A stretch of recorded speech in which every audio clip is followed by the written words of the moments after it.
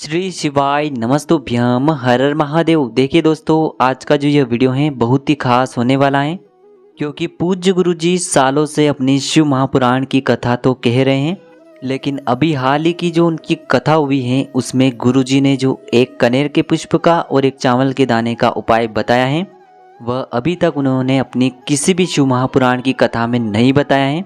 गुरुजी ने स्वयं व्यासपीठ से कहा है कि आपको इस उपाय को करने के बाद तो आपको 3 महीने भी नहीं रुकने पड़ेंगे और ना ही आपको 3 हफ्ते रुकने पड़ेंगे, यदि आप पूरे दिल से इस उपाय को शिवलिंग के सामने करते हैं। तो गुरुजी ने तो यहाँ तक कह दिया है कि यदि आप एक कनेर के पुष्प का और एक चावल के दाने का यह उपाय कर लेते हैं तो मात्र 3 दिनों के अंदर ही आपकी मनोकामना परिपूर्ण होगी।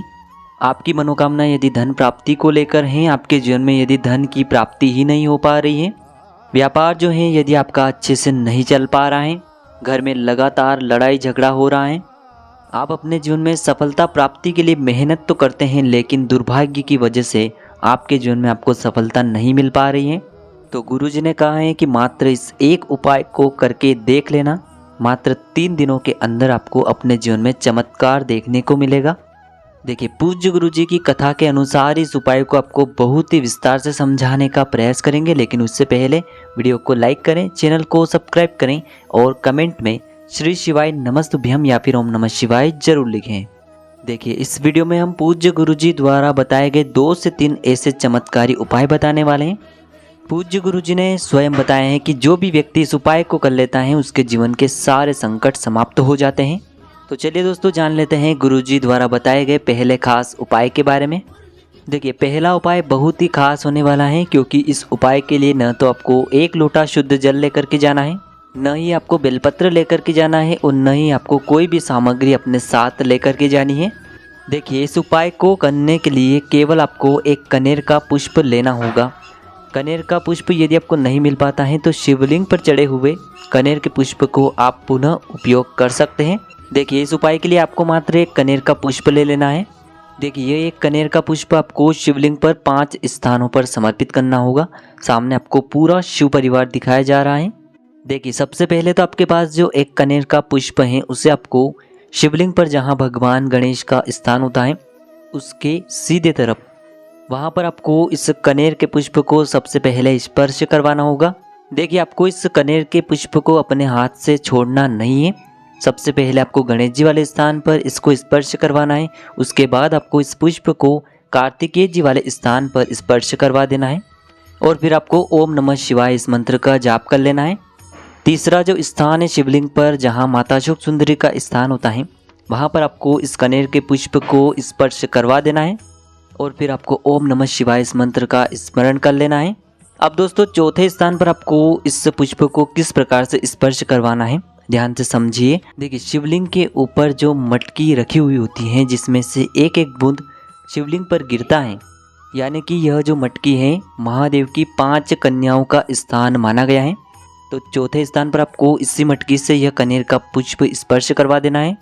अब दोस्तों, 5वें स्थान पर इस कनेर के पुष्प को आपको शिवलिंग के पास में जो त्रिशूल होता है उस त्रिशूल की जो तीनों डंडियाँ जुड़ी हुई होती है, मिलन वाला स्थान होता है, वहाँ पर आपको इस कनेर के पुष्प को स्पर्श करवाना है। सामने आपको गोल गोल घेरे के रूप में समझाया जा रहा है। इसी प्रकार से आपको 5वें स्थान पर स्पर्श करवाना है। फिर इसके बाद सबसे आखिर में आपको इस पुष्प को शिवलिंग पर समर्पित कर देना है। देखिए, पुष्प की जो डंडी है वो आपको जलाधारी की ओर रखनी होगी।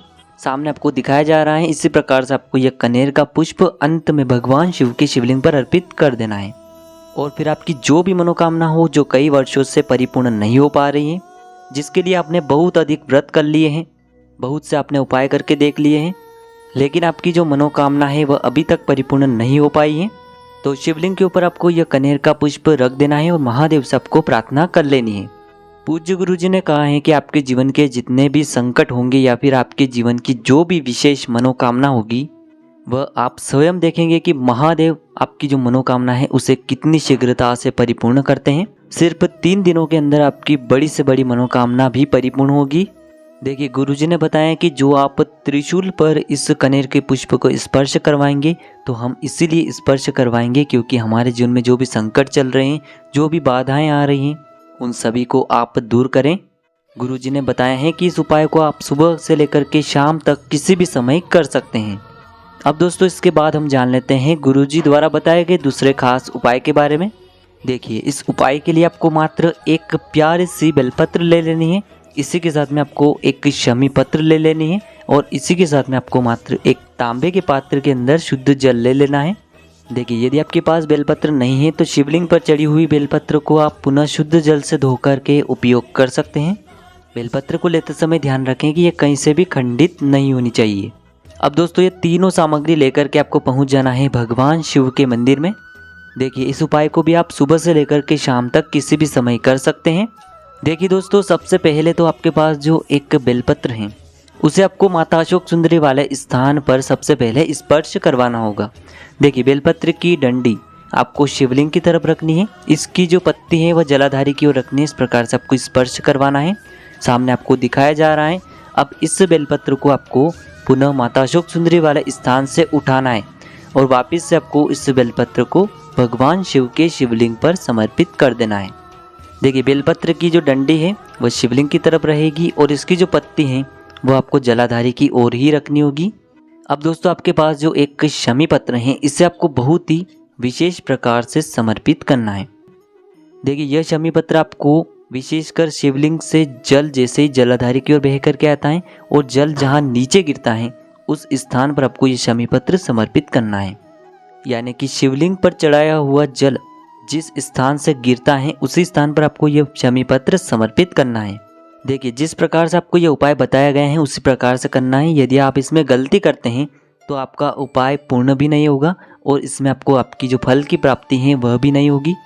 अब आपके पास जो एक लोटा शुद्ध जल है, इस जल को आपको भगवान शिव के शिवलिंग पर धीरे धीरे अर्पित करते जाना है और आपको लगातार श्री शिवाय नमस्तुभ्यम इस मंत्र का जाप करते रहना है।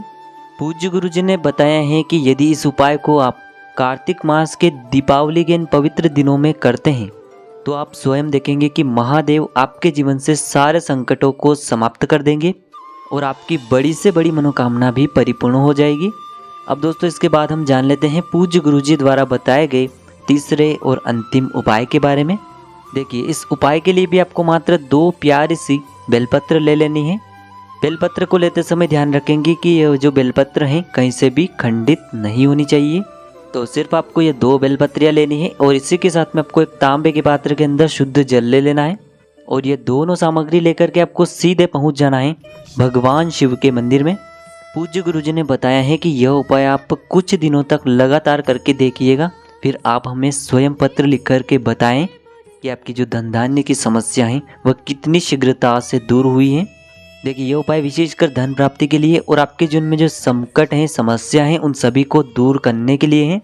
देखिए, इस उपाय को भी आप सुबह भी कर सकते हैं और शाम के समय भी कर सकते हैं। देखिए दोस्तों, पहले जो बेलपत्र हैं इसे आपको भगवान शिव के शिवलिंग पर जहां माता अशोक सुंदरी का स्थान होता है वहां पर आपको पहली बेलपत्र समर्पित करनी है।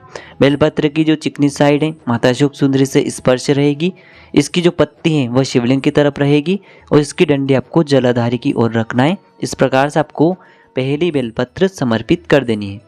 इसके बाद जो दूसरी बेलपत्र है इसे आपको भगवान शिव के शिवलिंग पर अर्पित कर देनी है।